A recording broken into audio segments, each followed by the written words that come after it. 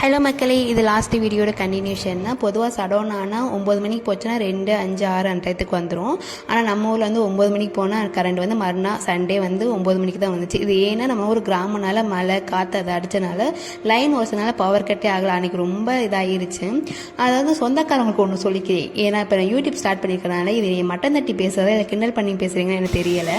உங்களோட சொல்லணும்னு தோணுச்சு, அதனால் இந்த வீடியோவில் நான் சொல்கிறேன். என்னென்னா என்னம்மா யூடியூப்பில் உனக்கு எத்தனை சப்ஸ்கிரைபராக இருக்குது, பணம் வந்துருச்சா, ஏன் இந்த கேள்வி? ஒரு பொருள் நம்ம ஒரு வேலை பண்ணாலுமே நம்ம பண்ணி முடிச்சாதான் அதுக்குரிய வேலை சம்பாதித்து நமக்கு கிடைக்கும். இது வந்து நக்கல் பண்ணி யாரையும் இப்படி கேள்வி கேட்காதீங்க. ரொம்ப மனசு கஷ்டமாக இருக்குது.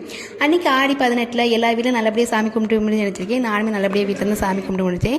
பொதுவாக நம்ம வீட்டிலேருந்து ஆடி 18க்கு வந்து இப்படி தான் ரூல்ஸ் பண்ணி சாமி கும்பிடணும். எந்த ரூல்ஸுமே நம்ம வீட்டில் கிடையாது.